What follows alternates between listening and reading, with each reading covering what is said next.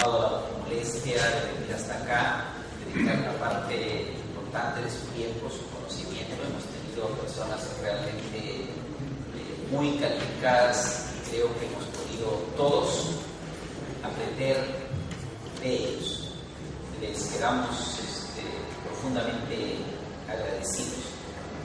En segundo lugar, ustedes mismos, a los que directamente con su presencia o a través de internet han podido seguir este foro en distintos lugares del Perú. Hicimos el esfuerzo de que el evento pueda llegar a otros lugares. Hubo una sugerencia también de que el foro pueda tener conexiones con la prensa. Efectivamente hemos hecho conexiones con la prensa, especialmente en provincias, para que partes de él puedan ser transmitidas casi en directo y puedan ser escuchadas en otros lugares. Y también entre las personas a quienes quiero públicamente agradecer es al personal del Colegio de Ingenieros por su esfuerzo, por su dedicación, que contribuyen asimismo a que este evento sea posible. Hemos escuchado algunos temas, algunas sugerencias, pero partamos del propósito de lo que hicimos. El mismo nombre lo dice, es Asia, o sea, estamos tratando de enrumbar, estamos tratando de buscar un camino hacia una visión compartida del gasoducto surperuano, porque creo que si no nos ponemos mínimamente de acuerdo, el proyecto no va a ser posible y se va a frustrar en parte o en todo. Ese es parte de los riesgos que uno corre cuando está en un evento de esta naturaleza. Les cuento que antes de que comience el foro me senté y me puse a imaginar cuáles serían las conclusiones del foro, así que escribí mis conclusiones previas al foro para irlas modificando conforme iba escuchando a los expositores, iban saliendo los distintos términos. Entre la que para mí es la más importante de todas, pues no estaba entre las que yo puse, y esa la expresó el señor presidente regional de Moquegua cuando dijo, y creo que en una frase expresó lo que es el sentimiento del Perú y especialmente del sur del Perú. Más o menos los términos es que se realice, aunque se demore, que se haga bien. Es decir, ya pues hemos perdido un montón de tiempo, hemos demorado un montón de tiempo, lo que queremos es que se haga y además que se haga bien. Y les preguntaría a nuestros tres visitantes del sur si ese es o no el sentido de lo que han querido transmitir como mensaje principal de este foro. Creo que es eso lo que hemos entendido. Hubo algo también dicho por el ingeniero Martín Vizcarra cuando nos dijo, yo también soy ingeniero de profesión y efectivamente ha sido varias veces decano del Consejo Departamental de Moquegua, y esa pregunta básica, ¿no? Dice, cuando yo tengo que hacer un edificio, yo sé cómo hacerlo. Lo planifico, veo mis recursos, veo hasta dónde avance y veo cómo lo dejo listo. Y esto que es un tubo, ¿qué pasa? ¿Por qué tantas marchas y contramarchas, tantas vueltas? Y nos estamos pasando los años en dar vueltas. Y creo que está en lo cierto. Si yo les digo mi opinión personal, alguien por ahí pidió pidió mi opinión personal. Este proyecto me hace recordar aquella frase de la Divina Comedia, donde dice que el camino al infierno está empedrado con buenas intenciones. Lo que hemos visto en todo esto son muy buenas intenciones, pero creo que fue un grave error interferir en el proyecto privado y sacar al tren del carril, y ahora es necesario construir un nuevo proyecto, y los plazos son los plazos, se necesitan para hacer las cosas, y eso debería llevarnos a una reflexión profunda. O sea, las voluntades, los buenos deseos de las personas de hacer las cosas rápidas finalmente se estrellan contra la realidad, y a la larga siempre es la realidad la que se impone y es la que nos dicta lo que efectivamente va a ocurrir.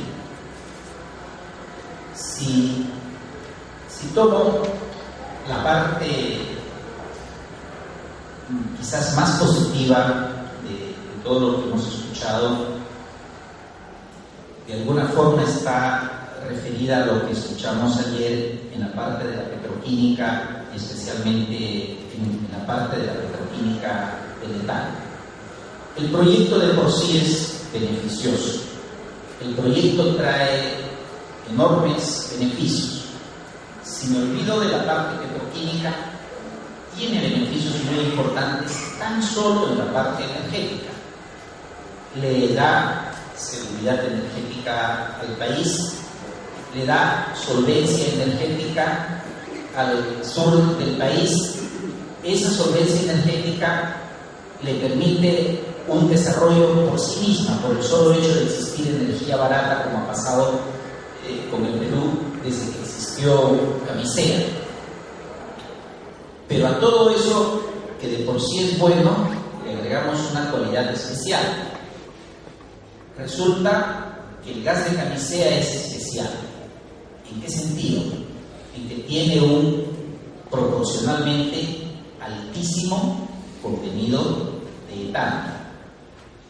Entonces, nos explicaban ayer que para poder incursionar en una petroquímica del etano se requieren varias condiciones, dos básicamente. Una de ellas es tener la materia prima a un precio competitivo, y la segunda es tener el mercado. Nos explicaron que en la región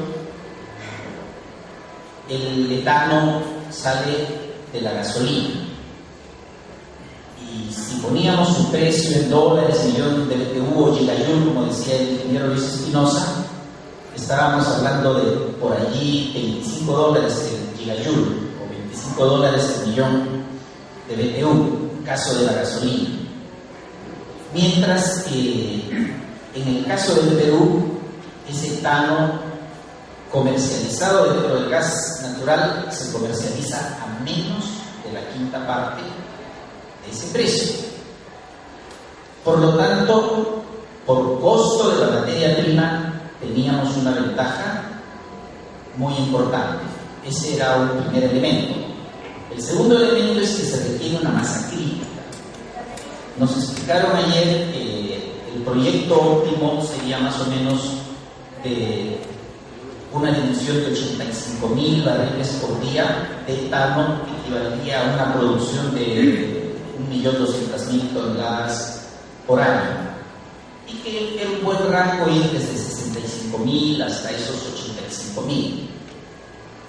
Pero para poder tener esas 65.000 se requiere tener una producción de gas que va en proporción al porcentaje que está en el etano. Entonces, si el contenido de etano es alto en el gas natural, se necesita proporcionalmente una cantidad mucho menor de gas natural para poder alcanzar las masas críticas. La buena noticia, como yo lo entendí, es que el Perú ya tiene la la masa crítica. Es decir, solo con los yacimientos que en estos momentos se están explotando y en los volúmenes en los cuales se están produciendo, alcanza para tener ya las condiciones de una masa crítica que permita la petroquímica del etano. Y de esa petroquímica del etano se deriva la industria de plásticos. Lo mencionaron ayer y lo mencionó hoy día también, si mal no recuerdo, el ingeniero Eliodoro Mayorga. Dos etapas en la petroquímica. Una petroquímica de base, que es con capitales altísimos y con personal muy calificado. Y ahí se va la parte de plásticos. La de plásticos es la que masifica el trabajo y da trabajo de carácter industrial, que es lo que entendía, lo que se refirió el representante del gobierno regional de Tacna cuando dijo que a Tacna le gustaría tener una participación, es decir, que en el sur haya una actividad de carácter industrial que promueva el desarrollo de la región sur. Lo que nos dijeron ayer con toda claridad es que la petroquímica del etano puede producir enormes ventajas como desarrollo en el campo industrial. Si ahora miramos el tema, ¿qué es lo que tenemos ahora? Lo que hoy día tenemos es ese gas donde va el metano mezclado con el etano, pero en piso. Es decir, hoy el Perú tendría las condiciones suficientes para poner una de esas petroquímicas, ponerla, mejor dicho, lo que sería el proyecto estrella, ponerlo directamente en pisco a las condiciones que hay allí. Pero hubo otro elemento que fue el motivo de la segunda intervención de Ash, que está al fondo acá escuchándonos, cuando habló respecto al rol del Estado y puso muchos ejemplos en cuanto al rol del Estado. De repente, lo técnico, económico, es colocarlo en piso. Pero una concepción del país mucho más holística, más global, en la necesidad de su desarrollo, la llevaría hacia el sur del Perú. Y como también se dijo hace unos momentos, el Perú tiene una gran deuda con el sur. Y esa es la razón por la cual el proyecto se tiene que trasladar al sur, para permitir que el Perú pueda tener un polo importante de desarrollo en el sur. Es allí donde el Estado juega un rol preponderante y son varios los que han reconocido que la participación del Estado es fundamental para el éxito de proyectos de esta naturaleza, es inclusive vital para el éxito de proyectos de esta naturaleza. En las reuniones previas o en reuniones que he podido tener con los expositores durante la organización del foro, tuve ocasión de escuchar la experiencia de Brasil, que se remonta a los años 70, cuando hubo un gobierno militar que miró a largo plazo y decidió crear petroquímica en Brasil en tres regiones, en la región centro, en la sur y en la norte, o sea, tres polos petroquímicos, pese a que no tenían la materia prima. El correr de los años, en los primeros años hubieron dificultades de distintas naturalezas. El correr del tiempo le ha dado resultados, ha creado una actividad empresarial fuerte, autosostenida, no como tuvo que ser en los primeros años, ha creado capitales y ha podido exportar capitales y tecnología, a más de toda la generación de trabajo y todo el beneficio que ha creado en esas regiones. Entonces ese es el espejo en el cual habría que mirar el desarrollo del sur, y esa es la razón por la cual el sur aspira y exige la ejecución de este proyecto. Hay un rol del Estado o un rol que le compete al Estado. O sea, para que el proyecto sea posible, decíamos, se requiere la materia prima. El Perú la tiene el privilegio de tener un altísimo contenido de etano en el gas de camisea. El segundo tema es el precio del gas. Si tomamos como referencia el precio del gas de hoy día, ese precio aseguraría el desarrollo de la petroquímica. El tercer elemento era el mercado. Ayer entendí que si esa planta estuviera hoy día en operación, más o menos la tercera parte del consumo sería por el mercado interno, por el mercado nacional, y el resto tendría que exportarse.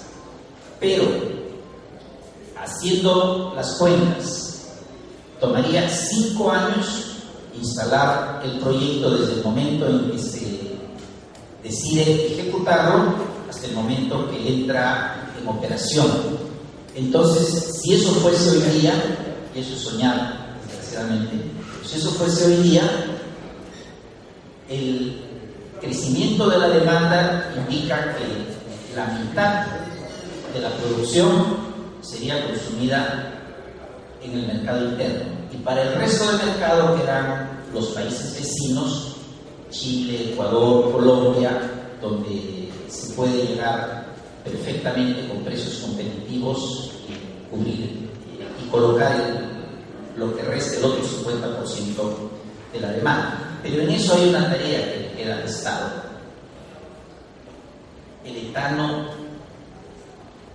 no es de libre disponibilidad, ni es de quién va a ejecutar la planta. Entonces, falta ejecutar una transacción. Esa es una mesa donde tienen que ver 3 partes. Una de ellas es el Estado. Tiene que sentarse el Estado con quienes tienen hoy día el gas y con quienes necesitarán el etano para que el proyecto sea posible. Este tema no se toca nunca, pero mientras esa parte no se resuelva, no hay proyecto ni para el sur, ni para el centro, ni para nadie. O sea, lo fundamental es asegurar el etano. Y para asegurar significa, de por medio tiene que haber un contrato, tienen que haber volúmenes, tienen que haber plazos, tienen que haber precios y tienen que haber condiciones. Sin eso, la petroquímica del etano no funciona, y me temo que sin ella el resto del proyecto no tiene el mismo significado. Si repaso mis anotaciones, había otras sobre el estado situacional del proyecto. La impresión es que todavía carece de definiciones básicas, definiciones que son imprescindibles para poder lanzar el proyecto. En la etapa en la que se encuentra es en haber contratado a un consultor, a un especialista para que resuelva los temas. Con unos amigos, a modo de broma, yo les decía, esto es como organizar un matrimonio. Entonces, si yo contrato a alguien para el matrimonio, pues le pido de repente los arreglos, la comida y otras cosas. Pero este es un consultor al que le he pedido que traiga a la novia. Entonces, el tema está bastante crudo y las preguntas son todavía bastante elementales. Me temo que eso es el estado de desarrollo del proyecto. Y ese es el motivo por el cual hoy, poniendo un cronograma con un especialista de cuál sería el plazo que se requeriría, entonces él estimó, haciendo un cronograma, que el estudio de impacto ambiental se tendría concluido recién, y para eso antes hay que hacer una ingeniería, hay que hacer un trazo, hay que tener una serie de contratos, hay que tener definiciones previas. Toda esa secuencia culminaría con la aprobación del impacto ambiental como permiso para poder ejecutar la obra, sería hasta el 2016, con lo cual el gasoducto recién estaría entrando en 2020. y ese es el motivo por el cual varios me han hecho el comentario o las preguntas. Creía ser el ingeniero Aurelio Ochoa, tomado como referencia el año 2020. Quedó claro que la demora del proyecto perjudica la economía de la nación, la economía de la región y algo muy importante para la gobernabilidad del país: erosiona la credibilidad en el Estado. O sea, y creo que rescato eso, aquella expresión: lo que queremos es que se haga y que se haga bien. Ya, pues no importa el tiempo. Es decir, si nos hemos equivocado, ok, pero no sigamos autoengañándonos, ¿no? Pongámonos algo real. Hubo un tema que también fue importante, lo mencionó el ingeniero Aurelio Ochoa cuando puso el caso de Bolivia, y cuando nos hizo ver que las reservas probadas que tenemos hoy en día son 11 TCFs y que estamos consumiendo 0.82 TCFs por año, con lo cual calculó que si nos vamos a basar solo en esas reservas, eso da solamente para 14 años, que es un plazo muy corto. Hay la convicción de que en el país existen mayores reservas, quizás muchísimo mayores reservas. Hay quienes piensan que pueden ser por encima de 50 TCFs. El propio doctor Ochoa indicó que en un cálculo que hubo por una empresa sobre un caso de shale gas en el Perú, el estimado de la empresa fue 70 TCFs, ¿no? Optimista quizás, pero indicativo. Pero lo que sucede es que las reservas que entran en los procesos económicos, las reservas que pueden merecer créditos, las reservas que reciben, las que se usan para los proyectos, son las reservas probadas certificadas. Y si no tenemos reservas probadas certificadas, allí tenemos una limitante que no hay que soslayar ni se debe dejar de lado.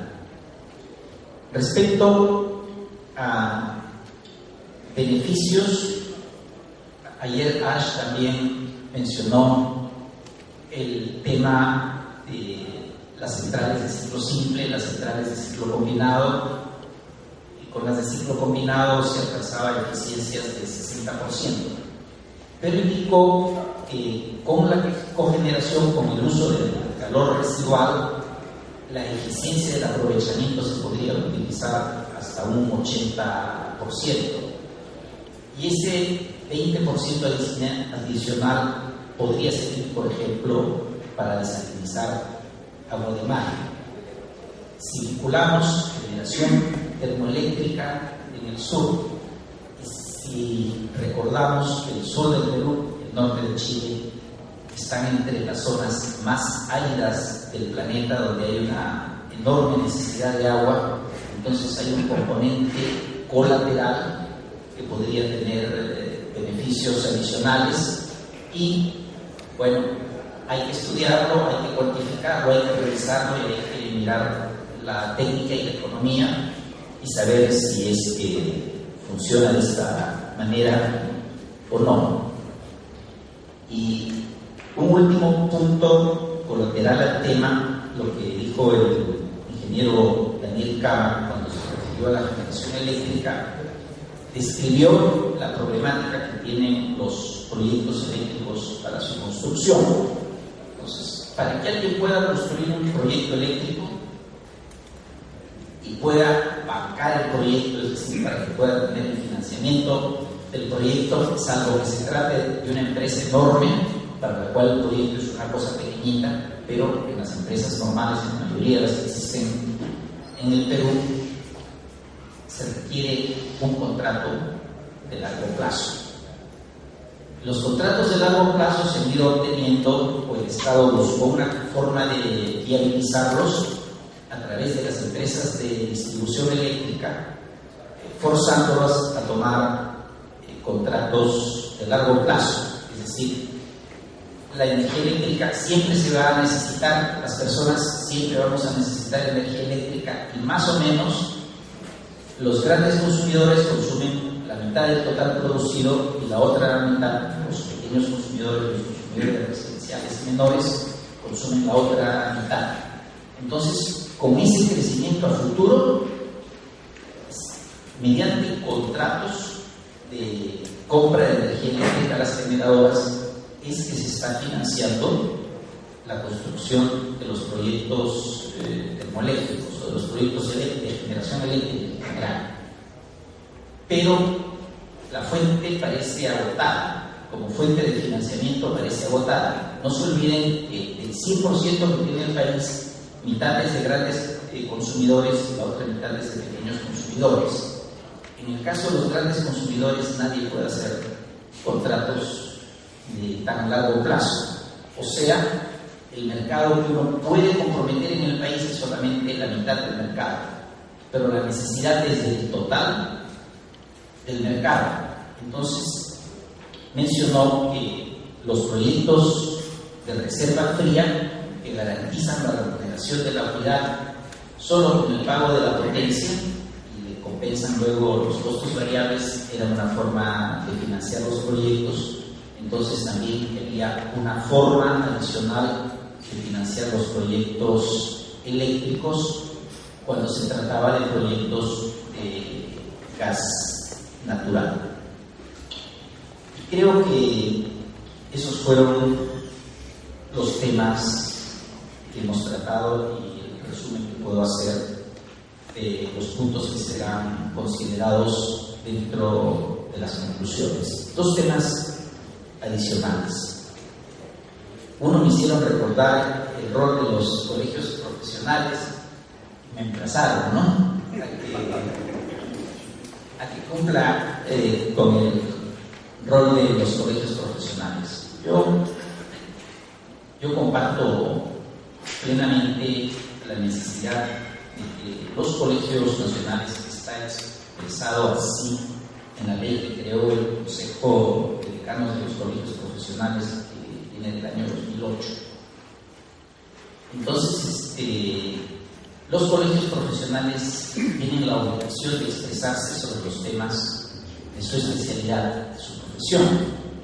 Pero lo que estamos haciendo aquí es precisamente eso.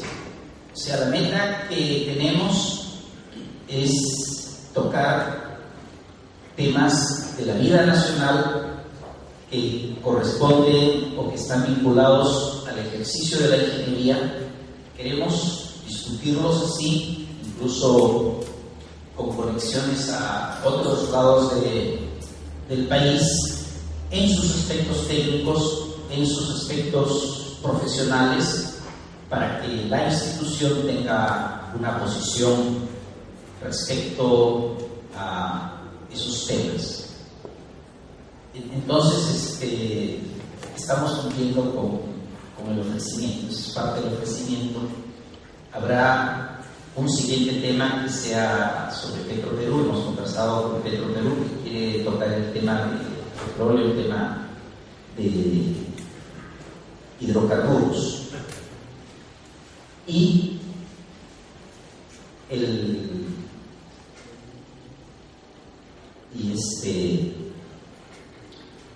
el tema final es qué trato le vamos a dar a la información que hemos tenido acá y que es valiosa. Toda ha sido registrada fílmicamente, entonces va a estar disponible en la página web del colegio, en los videos del colegio. También para lo cual necesitamos el permiso de los expositores, con las presentaciones de los expositores que las acompañaríamos. Pero igualmente haremos el esfuerzo de transcribir las exposiciones y editar un libro que nos sirva de recuerdo y que sirva para refrescar la memoria respecto a este tema. Y el Colegio de Ingenieros siempre estará al tanto de los distintos proyectos en el país, en especial de este proyecto, y recordando, agradeciendo al señor presidente regional de Moquegua en aquello de que lo que el sur quiere es que el proyecto se realice. Muchas gracias.